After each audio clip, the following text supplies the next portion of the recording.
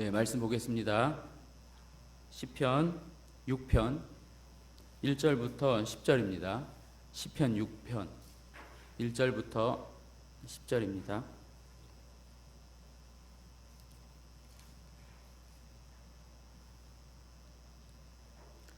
네, 한 목소리로 읽겠습니다. 여호와여, 주의 분노로 나를 책망하지 마시오며 주의 진노로 나를 징계하지 마옵소서. 여호와여, 내가 수척하여 싸우니 내게 은혜를 베푸소서. 여호와여, 나의 뼈가 떨리오니 나를 고치소서. 나의 영혼도 매우 떨리나이다. 여호와여, 어느 때까지니이까? 여호와여, 돌아와 나의 영혼을 건지시며 주의 사랑으로 나를 구원하소서. 사망 중에서는 주를 기억하는 일이 없사오니 스올에서 주께 감사할 자 누구리이까? 내가 탄식함으로 피곤하여 밤마다 눈물로 내 침상을 띄우며 내 요를 적시나이다. 내 눈이 근심으로 말미암아 쇠하며 내 모든 대적으로 말미암아 어두워졌나이다. 악을 행하는 너희는 다 나를 떠나라. 여호와께서 내 울음소리를 들으셨도다. 여호와께서 내 간구를 들으셨으며 여호와께서 내 기도를 받으시리로다. 내 모든 원수들이 부끄러움을 당하고 심히 떨미어 갑자기 부끄러워 물러가리로다. 아멘. 지난번 살펴봤던 시편 5편은 다윗이 하나님께 자신의 심정을 헤아려 달라며 자신의 기도를 들어달라며 그렇게 애절하게 하소연하는 것으로부터 시작됩니다. 그리하여 이어 자신의 주변에 가득한 그 악인, 죄인, 오만한 자들, 그들에 대하여 말하면서 하나님께서는 그들을 싫어하시는 분이라고 해요. 그러고는 그러나 나는, 오직 나는 주의 풍성한 사랑을 입어 주의 성전을 향하여 예배합니다로 자신의 은혜 받았음을, 자신이 그들과는 다른 정체성, 그 영광스러운 성도의 정체성을 노래해요. 그러면서 이어지는 그의 간구는 다른 것이 아니었습니다. 그 영광스러운 성도의 길, 다른 말로 주의 길, 그 길을 곧게 분명하게 보여주셔서 나로 그 길을 잘 가게 해 주옵소서. 이렇게 했어요. 나를 그냥 내버려 두지 마시고 개입하시고 간섭하시어 주의 길, 그 길 잘 걸어가게 해주세요. 이것이 다윗의 간구였습니다. 마지막 즈음에 하나님은 바로 이러한 자들의 방패시라는 겁니다. 모두의 하나님이라기보다는 바로 그런 자들의 하나님이요, 바로 그런 자들의 방패가 되어주신다는 겁니다. 누구의 하나님이며 누구의 방패시냐? 그의 길, 주의 길을 가려는 자, 가는 자, 가면서 몸부림치는 자, 바로 그의 하나님이며 그의 방패시라 이것이죠. 아니, 보다 적극적으로 말하면 하나님은 신자로 하여금 그 길을 걷게 하시면서 친히 그의 방패가 되어주신다는 것입니다. 그분이 우리의 하나님이세요. 이제 오늘 6편은 당연히 앞선 시편들과 특히 5편과의 어떤 연관이 있을 겁니다. 여러 차례 말씀드렸지만 시편 역시 지난 시편들과의 그 흐름을 염두에 두시면서 살피셔야 한다고 했어요. 그냥 하나의 시편만 뚝 잘라서 막연하게 추상적으로 볼 것이 아니라 문맥, 그러니까 내용적 흐름을 살피면서 그 아래서 이렇게 봐야 한다고 말씀드렸어요. 1절을 보시면, 오늘 본문 1절을 보시면 어떤 이유요, 어떤 정황인지 언급하지 않으면서 대뜸 주의 분노로 나를 책망하지 마시고 주의 진노로 나를 징계하지 마십시오로 시작해요. 다윗은 지금 하나님의 분노와 진노로 책망을 받고 있고 징계를 받고 있다고 합니다. 무슨 이유로, 어떤 문제로 그러한지 나와 있지는 않지만 여하간 하나님의 분노, 하나님의 진노라는 표현을 봐서 어떤 문제일까요? 죄의 문제일 겁니다. 왜냐하면 하나님은 그 죄에 대해 분노하시고 진노하시는 분이시니까요. 여기 1절에서 책망이라는 말은 잘잘못을 가리다, 시시비비를 가리다, 그래서 그 잘못된 점을 지적하다, 이런 의미의 단어예요. 또 징계는 성경에 자주 등장하여 잘 아시다시피 뭐죠? 교정입니다. 바로 잡는 것, 그렇게 교정하고 바로 잡기 위해 뭐까지 되는 것이요? 매까지 되는 것까지를 포함하는 단어예요. 교정하고 바로 잡기 위해 매를 대는 것까지 포함하는 단어가 징계라는 단어입니다. 다윗은 지금 그 하나님의 책망과 그 징계가 너무 아픈 겁니다. 고통스러운 거예요. 그런데 마냥 그 책망과 징계를 겁내거나 그것을 거두어 주소서 이런 의미는 아니에요. 그거 너무 싫으니까, 너무 아프니까 그거 치워주세요, 이런 의미는 아니라고요. 다윗이 지금 마옵소서 마옵소서 하는 말을 이 히브리 원문으로 살펴보면요, 보다 명확하게 이제 드러나는데, 단순하게 책망하지 말고 징계하지 말라 그런 뜻이 아니라 책망하시고 징계하시되 주의 분노와 주의 진노 그것을 좀 거두어 주소서 이러고 있는 겁니다. 다윗은 이 뒷절에도 보면 이 책망과 징계를 견딜 수 없어 해요. 무지 힘들어해요. 그러나 그가 우선해서 하는 간구는 하나님의 분노, 진노 그것을 거두시길 바란다는 거예요. 책망과 징계는 괜찮아요. 그러나 분노와 진노는 거두어 주십시오 이러는 겁니다. 다윗은요, 하나님의 그 진노와 분노를 아는 자예요. 그분의 분노와 진노가 어떠한지를 너무 잘 아는 자입니다. 다윗 자신과 세상 안에 편만한 그 죄에 대한 하나님의 분노와 진노 그것을 다윗은 알아요. 우리가 살펴본 대로 앞선 5편에서도 다윗이 하나님은 뭐를 싫어하신다고 하죠? 죄악을, 악을, 오만한 자를, 행악자를, 거짓말하고 피 흘리고 속이는 자를 싫어하신다고 분명히 그 말을 해요. 그 죄와 그 죄라는 것과 그 죄에 감염된 모든 행태들을 싫어하시고 진노하시고 분노하신다는 것을 너무 잘 알아요. 여러분 한번 생각해 보자고요. 우리가 하나님 죄송합니다, 용서해 주십시오, 이런 회개성 짙은 그런 기도의 어떤 표현들은 많이 해요. 기도의 언어들은 자주 써요. 그러나 그 하나님의 분노와 진노, 나와 이 세상을 향한 그 하나님의 분노와 진노 그것에 대해서 깊이 생각해 보셨나요? 그분이 품고 계실 그 분노와 진노, 또 그것을 넘어 때때로 그분이 가슴 아파하시고 속상하실 그 하나님을 생각해 보셨냐 이겁니다. 다윗은 그런 디테일함이 있어요. 참 깊어요. 우리가 생각하는 것 이상입니다. 얼마나 깊은지 몰라요. 얼마나 하나님을 깊이 있게 묵상하고 이렇게 나아가는지 몰라요.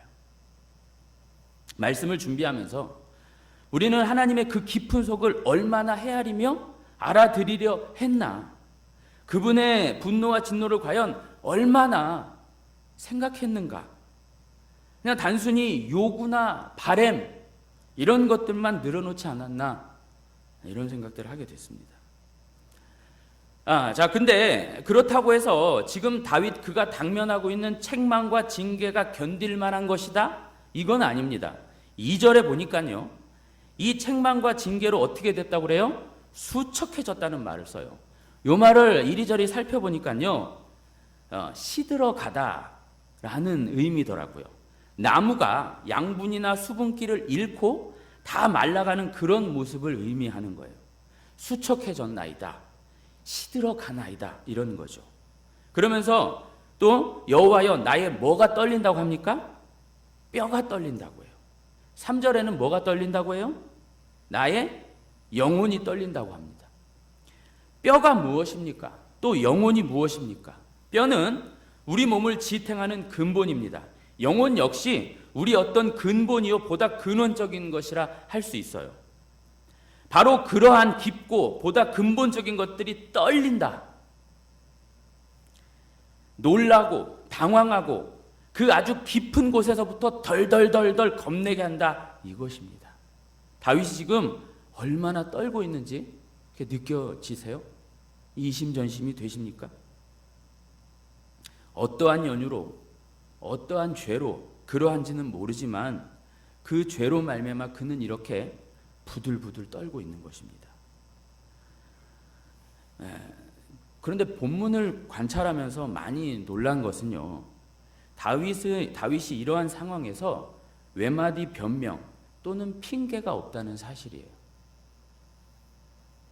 앞서도 우리가 다 살펴봤지만 다윗은 자신의 죄를 알아요. 자신이 누구보다 죄인인 것을 너무도 잘 알아요.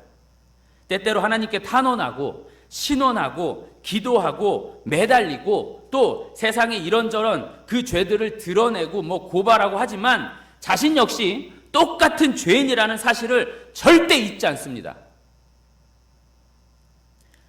다윗 그가 지금 얼마나 괴롭고 힘들고 떨고 있지만서도 그 속에서 자신을 변호하거나 자신에 대하여 변명하지 않아요.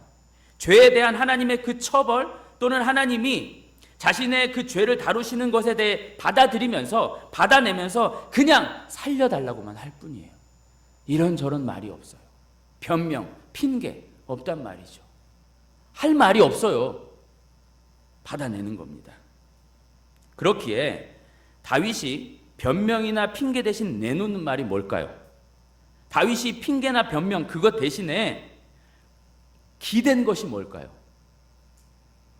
다윗이 이렇게 힘들어하면서도 기댄 것은 핑계, 변명, 나아가 어떤 자신의 나음, 자신의 행위, 자신의 반듯함, 남들과 조금 다르게 실수하지 않는 것, 남들과 비교해서 조금 괜찮은 것, 그런 것을 내놓는 것이 아니라 바로 여호와여 내게 은혜를 베푸소서. 여호와의 은혜, 여호와의 긍휼 그것을 기대하고 그것만 구해요. 2절이 여러분 오늘 본문의 2절이요. 우리말 성경에는 여호와여 내가 수척하여 싸우니 이 말로 시작하지만요. 히브리 원문에는 나를 긍휼히 여겨주소서 이 말로부터 시작해요. 그러니까 1절에 주님의 분노와 진노를 푸세요. 저를 책망하시고 징계하시되 그 분노와 진노를 좀 거두세요. 그러면서 은혜 좀 베풀어 주세요. 이렇게 나아가는 거예요.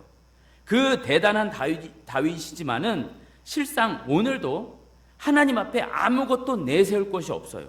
그저 하나님의 은혜 그것에 기댈 수밖에 없다 이거죠. 그것만 기대는 다윗입니다. 당신의 그 사랑, 그 조건 없는 사랑, 덮으시는 그 사랑, 감히 표현할 길이 없는 그 사랑, 그것만 기대요.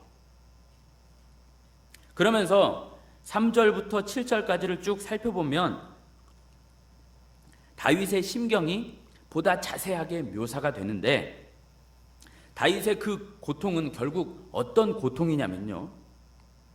영혼의 고통, 그 깊은 어떤 영적 고통임을 알 수 있습니다.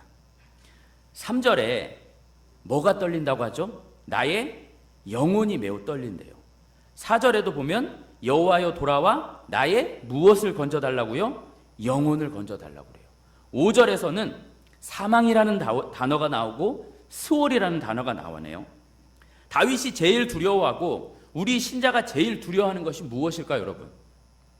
그것은 영적인 것으로 애둘러 말씀드리면 하나님으로부터 끊어지는 그 영적 죽음, 그것입니다. 다윗이 지금 당하고 있는 그 슬픔, 곤고, 어려움, 떨림, 고통, 그 영적인 고통은요, 그 깊은 고통은요, 하나님으로부터 잊혀지는 그 진짜 죽음을 말하고 있는 거예요. 자신의 죄로 말미암아 하나님과의 단절, 끊어짐, 하나님이 나를 버리신 것이 아닌가? 이 죄로 말미암아 하나님이 나를 버리신 것이 아닌가? 하나님이 나를 지워버리신 것이 아닌가? 하나님이 나를 유기해버리신 것이 아닌가? 이 절절하고 무서운 그 버려짐을 지금 겪고 있는 거예요.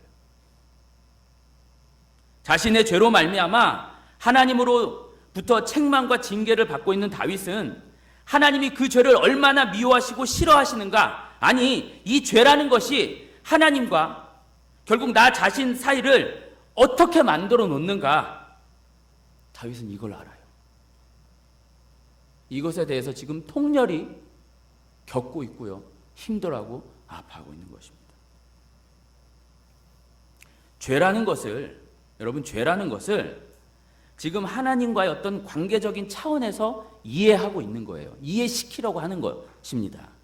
내가 이런 죄를 지었으니까 이런 결과가 따르겠지. 이런 어떤 인과적, 결과중심적, 뭐 그렇게 이렇게 얘기해야 될까요? 이런 것이 아니라 그것보다 더 근본적이고 더 무섭고 심각한 하나님과의 관계성, 바로 그것에 대한 문제라는 것이죠. 이런 죄를 졌으니까 이렇게 혼내시겠지, 저렇게 혼내시겠지, 그것이 아니라 그 죄라는 것 자체가 하나님과 나 사이를 벌려놓는다 이겁니다.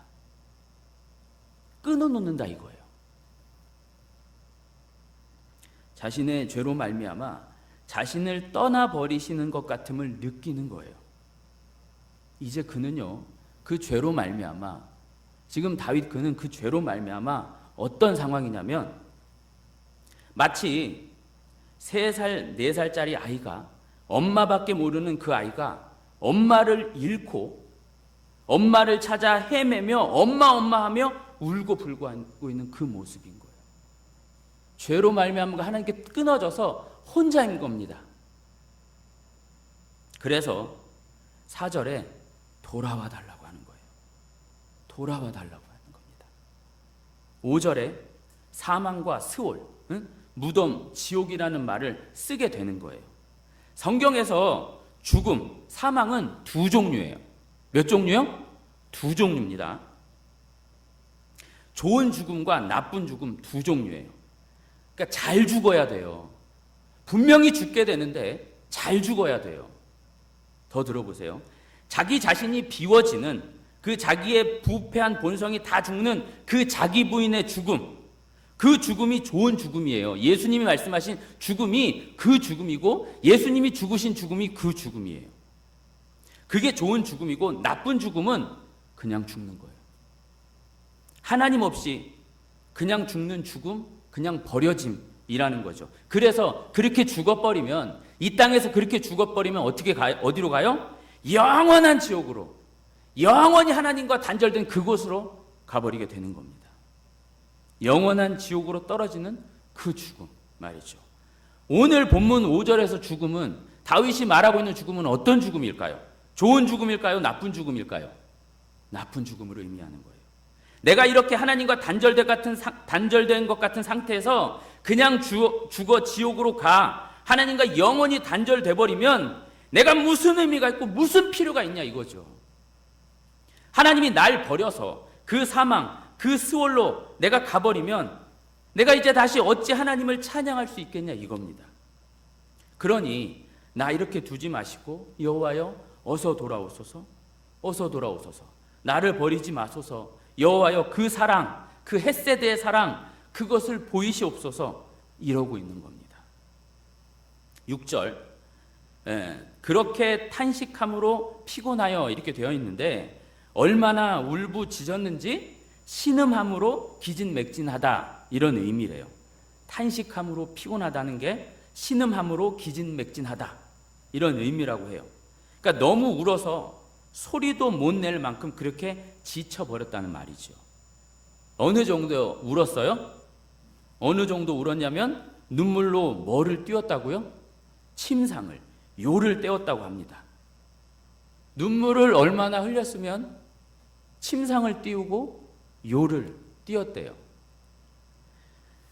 이게 그냥 과장법이라고 이렇게 치부하기보다는요, 아, 많이 울었구나, 뭐 이 정도라기보다는요, 앞선 시편들과의 어떤 대조예요. 앞선 시편들에선 다윗이 잠을 잘 잔다고 해요? 못 잔다고 해요? 잘 잔다고 해요. 아무리 대적들의 우겨쌈을 당해도, 그 어떤 놈이 덤벼도 주께서 나와 함께 하시니 나는 평안히 자고 눈 뜬다 그랬다고요. 그런데 오늘 본문에서는 그것이 안 된다는 겁니다. 도무지 잠을 잘 수가 없다는 거예요. 그 하나님과의 관계가 끊어졌는데, 나의 생명보다 더 귀한 그것이 끊어졌는데 어찌 잠이 오냐 이겁니다. 참으로 죽을 지경이다 이거예요. 그 영적인 죽음을 겪으면서 하루도 눈물이 마르지 않고 도무지 내가 잠을 잘 수가 없다. 그러면서 7절로 넘어가면 내 눈이 근심으로 쇠하며 어두워졌다. 이어지는 맥락이겠죠. 이 구절이 뭐 하도 울어서 눈이 이 지경이 되었다, 어두워지고 쇠하여졌다. 고 할 수도 있지만 성경에서 눈은요 힘과 건강을 상징하기도 한대요. 그러니까 그 힘과 건강이 어떻게 된 거예요? 완전히 쇠하여지고 무너져 버린 것이죠. 더하여서 이런 표현과도 이렇게 연관이 될 수 있어요. 눈에 대한 얘기를 하는 겁니다. 자, 무엇을 들어 산을 보라고요? 눈을 들어 산을 보라고 그러잖아요. 산이라는 것은 성전이 있는 그 산을 의미하거든요. 하나님의 임재를 상징하는 그 성전이 있는 산, 그것을 의미해요. 그러니까 눈을 들어 산을 보라, 이 말은 눈을 들어 하나님을 보라, 이 말이에요. 눈을 들어 그 성전에 계신, 그 산에 계신 하나님을 보라. 너의 도움은 천지를 지으신 여호와 그 하나님께 있는 거 아니니, 이런 의미거든요. 그런데 그렇게 하나님을 볼 힘이 없다는 거예요. 누가요? 다윗이요. 눈을 들어 하나님을 봐야 되는데 그런 힘도 없어요. 하도 울어서 절망과 낙심과 포기와 주저앉아 버린 겁니다.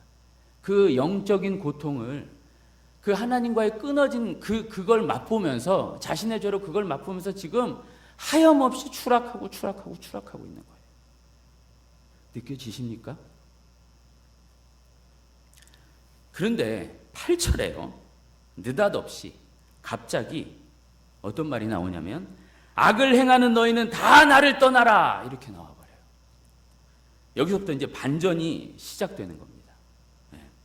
뭔가 다윗이 은혜를 받았고 회복이 되어버렸어요. 하나님을 기도하는 중에 그 흑암 중에서 한 줄기 빛처럼 하나님을 만나버린 겁니다. 만난 거예요. 다윗이 어디서 어떻게 회복되었는지는 모르지만 그는 그렇게 울며 불며 매달리면서 은혜 안으로 들어가 버린 거예요. 다시금 하나님의 임재를, 다시금 그 하나님의 함께 하심을 느껴버린 겁니다. 그러면서 자신의 대적들을 향하여 외쳐요. 가라, 떠나가라. 자, 하나님께 응답받은 다윗입니다. 그러나 계속 반복해서 말씀드리는 거지만 다윗이 어떻게 응답받았는지는 나와 있지 않아요. 오늘 본문은요, 어떻게 응답받았는가 거기에 초점이 있는 게 아닙니다. 오늘 본문이 말하고자 하는 건 그 응답받음이 아니라요, 다윗이 응답받는 것보다 응답받기 전까지의 그 혹독함이 강조가 되는 거예요. 그 처절한 암흑, 어둠, 절망. 오늘 성경이 말하고자 하는 것은 하나님을 향한 그 절박함, 간절함, 사모함을 가지고 나아가는 자는 이미 은혜를 받은 것이다, 이 말을 하고 싶은 겁니다. 사실 기도나 회개는 그것마저도 하나님이 주셔야 하는 것 아닙니까? 아멘이십니까? 내 의지로 기도하지 못하는 거예요. 내 마음대로 회개하고 말고 하지 못해요. 그분이 은혜를 주시고 이끌어 주셔야만이 그 기도, 그 회개가 나오는 거예요. 성경은 그렇게 회개 안으로, 또 영적인 고통 안으로, 하나님을 절절히 찾는 것 안으로 가는 자, 그 자가 이미 은혜를 받은 자요, 그 자는 끊어진 자가 아니라 오히려 더 확고히 붙어 있는 자다, 이렇게 말을 하는 겁니다. 그 자는 이미 하나님의 사랑 안에 있다는 것이고, 그 자는 이미 하나님께서 당신의 그 풍성한 사랑을 알게 하시고자 하나님이 눈물을 먹으면서 그 혹독함 가운데 놔두신다는 겁니다. 하나님의 목적은, 다윗을 향한 하나님의 목적은 다윗이 자신의 그 죄의 무게를 알고, 그 죄의 깊이를 알고 그 죄로 옴싹달싹 못하게 하는 거예요. 그래서 다윗으로 하여금 나 죄인 맞구나, 내가 어찌할 수 없는 그 죄인이구나, 이거 가지고는 안 되는 거구나, 내가 어찌 하나님을 배울까, 어찌 나 같은 것이 하나님의 존전에 서일 수가 있는가, 내가 무엇으로 하나님을 설득하며 어떻게 그분을 다시 잡지, 도무지 가망이 없다 하는 이런 처절한 자기 부인, 그것을 고백하게 만드시려는 겁니다. 왜요? 왜냐하면 여러분, 죄라는 것은 거듭 말씀드리지만 하나님을 벗어남입니다. 하나님 없이 살고자 하는 것, 이것이 죄의 뿌리예요. 하나님 없이 살고자 하는 것. 그런데 인간은 이것이 얼마나 무서운 것인지 몰라요. 그래서 수시로 하나님 없이 그렇게들 살아가려고 해요. 제 혼자 얼마든지 살 수 있다고 생각하고 하나님 도움 따위는 사실 안중에도 없어요. 하나님이 귀찮아요. 무슨 하나님을 무서워하고 무슨 하나님을 우선순위로 둡니까? 어떻게 하든 하나님 없이 내 마음대로 나를 드러내며 그렇게 살기를 원해요. 하나님을 이용하며 자신의 배를 채우는 것이 오히려 더 많아요. 애석하게도 성도도 마찬가지입니다. 똑같아요. 하나님 중심, 우선순위? 아니요. 정말 그럽니까? 하나님을 알려고도 안 해요. 자신 안에 자신이 가득해서 하나님이 비집고 들어갈 자리가 없어요. 여전히 주인은 나입니다.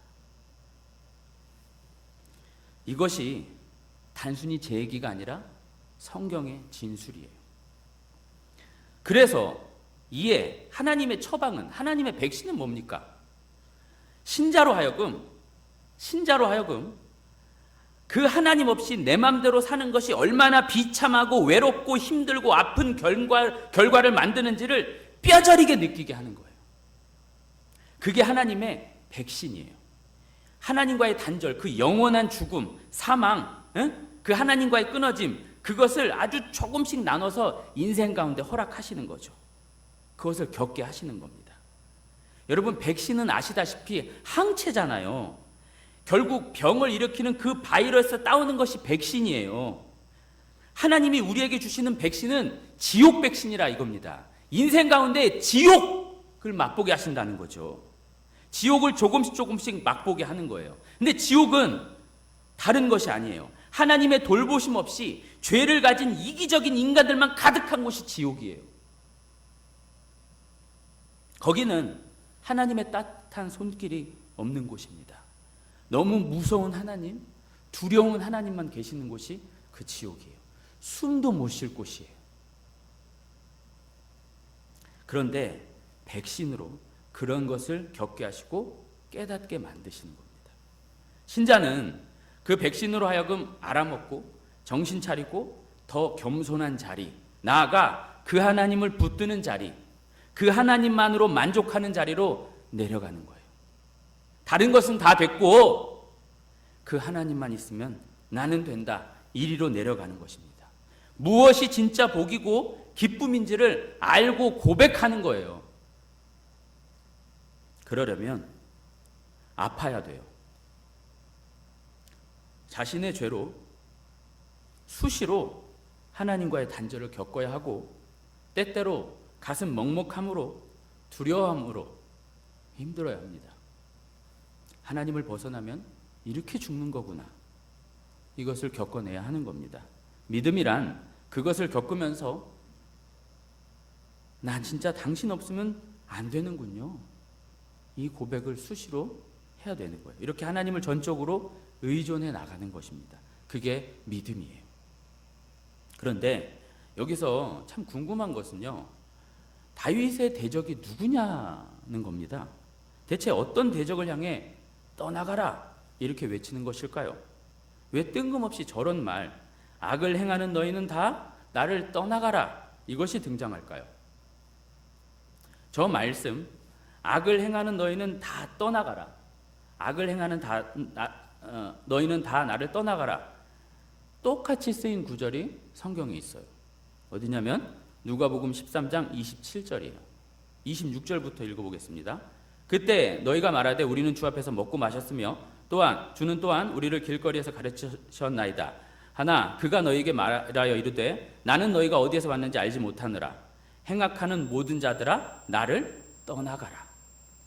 오늘 하나 더요. 오늘 시편에 악을 행하는 너희는 다 나를 떠나라, 누가복음에 행악하는 모든 자들아 나를 떠나라, 똑같은 말이에요. 원문으로 보면 똑같은 말입니다. 누가복음 13장의 이 말씀은요, 예수님이 하신 말씀으로서 어떤 맥락 안에 있는 말씀이냐면 회개와 하나님 나라, 그리고 그 하나님 나라에 선택받은 자가 누군가, 그것을 이렇게 말하는 본문이거든요.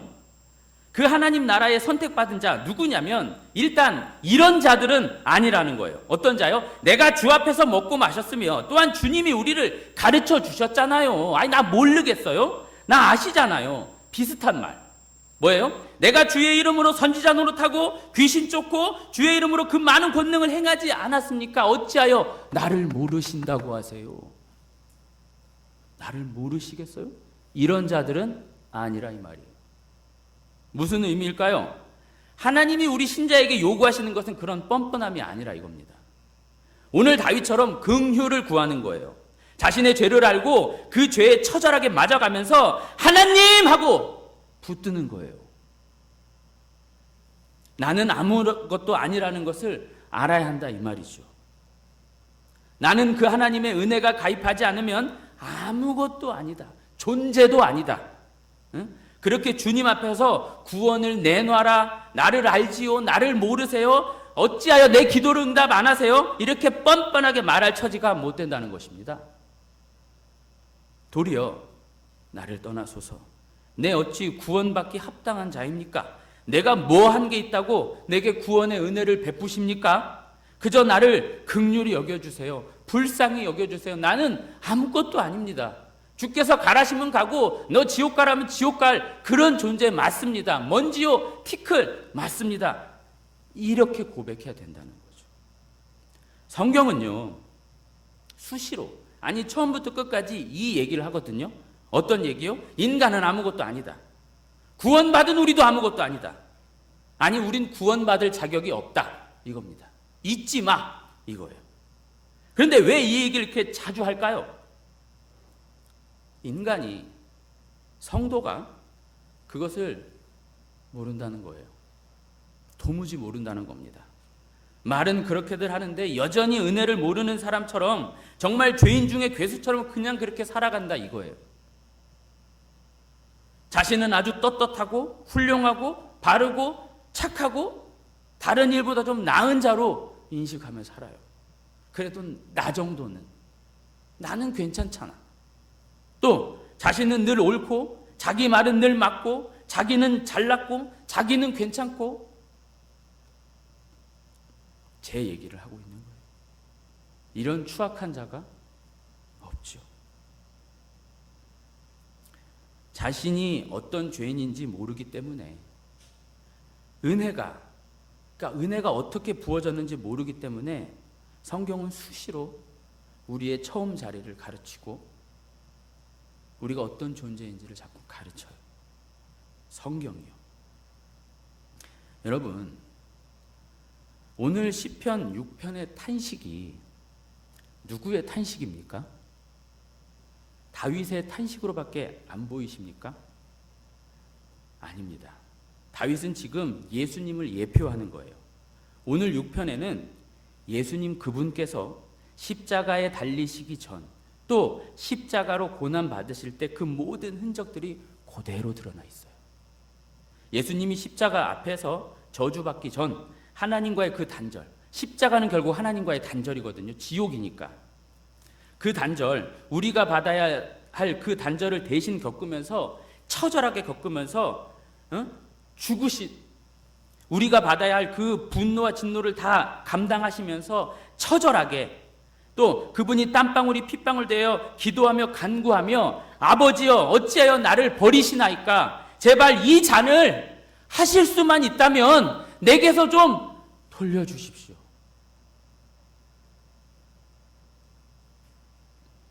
그렇게 처절히 절규하며 기도했던 예수님의 모습이 그대로 녹아 있는 겁니다.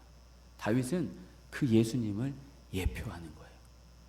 그런데 그 예수님께서 그 예수님의 원수가 누구냐면 그분이 지금 누구더러 떠나가라. 다윗을 예표하여서 누구를 떠나가라. 누구더러 떠나가라 그러는 것이냐면 결국 하나님의 은혜를 구하지 않는 교만한 자들에게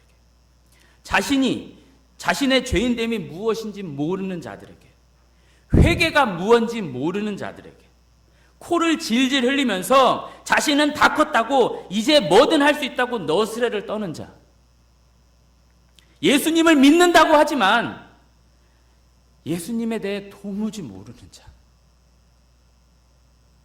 그런 자들, 그렇게 행악하는 자들은 다 떠나가라. 나는 너를 모른다. 오늘 본문 내내 그 예수님이, 다윗 안에 감춰지신 그 예수님이 고통을 받고 계심이 보이십니까? 우리가 그 고통, 그 예수님의 고통을 모르면 안 돼요. 우리는 보여야 돼요. 그 다윗 안에, 다윗 속에 있는 예수님의 처절한 고통이 우리 성도의 눈에는, 성령의 감동을 받는 성도의 눈에는 보여야 된단 말이죠. 우리가 그 고통을 모르면 안 됩니다. 왜 예수님이, 왜 그분이 그것을 받으셔야 했는지 우리가 그것을 몰라 하면 안 됩니다.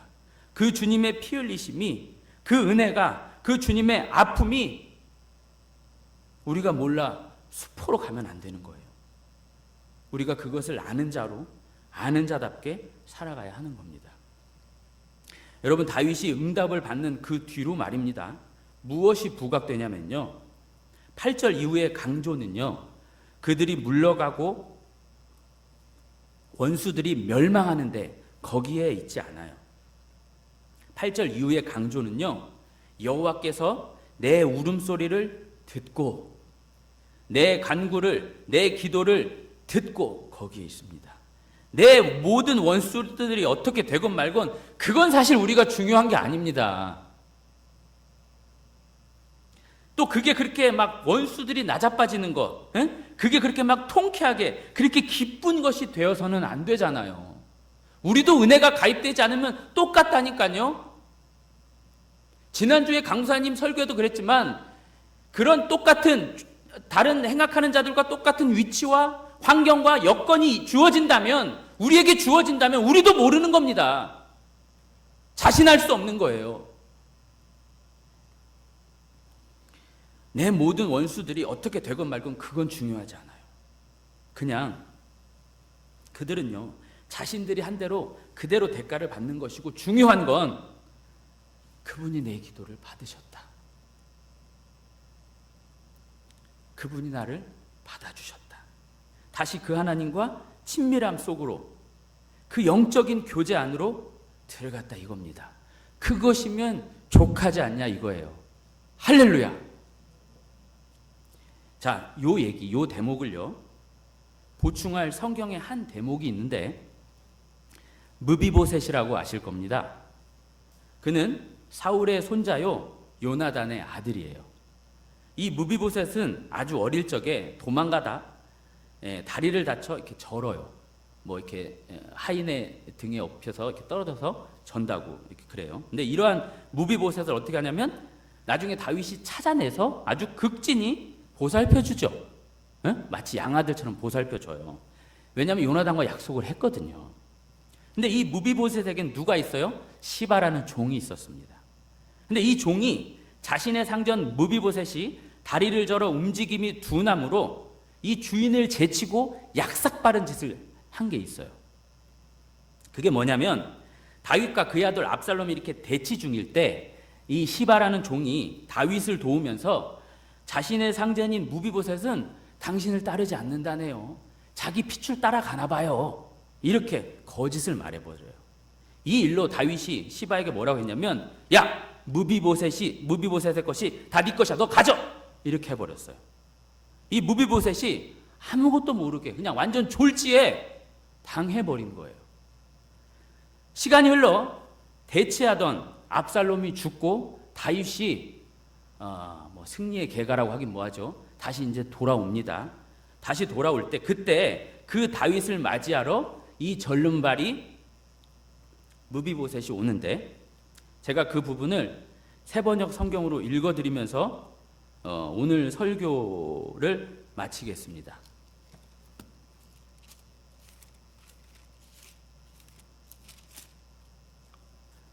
그때에 사울의 손자 무비보셋도 왕을 맞으러 내려왔다.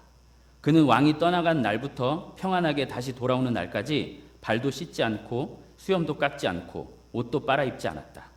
그가 예루살렘에 와서 왕을 맞이하니 왕이 그에게 물었다. 무비보셋은 어찌하여 나와 함께 떠나지 않았느냐? 그가 대답하였다. 높으신 임금님, 저는 다리를 절기 때문에 나귀를 타고 임금님과 함께 떠나려고 제가 탈 나귀 안장을 얹으라고 저의 종에게 일렀으나 종이 그만 저를 속였습니다. 그리고는 그가 임금님께 가서 이 종을 모함까지 하였습니다. 임금님은 하나님의 천사와 같은 분이시니 임금님께서 좋게 여기시는 대로 처분하시기를 바랍니다. 제 아버지의 온 집안은 임금님에게 죽어도 마땅한 사람들 뿐인데 임금님께서는 이 종을 임금님의 상에서 먹는 사람들과 함께 먹도록 해주셨으니 이제 저에게 무슨 염치가 있다고 임금님께 무엇을 더 요구하겠습니까? 그러나 왕은 그에게 말하였다. 네가 어찌하여 그 얘기를 또 꺼내느냐? 나는 이렇게 결정하였다. 너는 시바와 밭을 나누어 가져라. 무비보셋이 왕에게 아뢰었다. 높으신 임금님께서 안전하게 왕궁으로 돌아오시게 되었는데 이제 그가 그 밭을 다 차지한들 어떻습니까? 말씀을 생각하면서 찬양하겠습니다.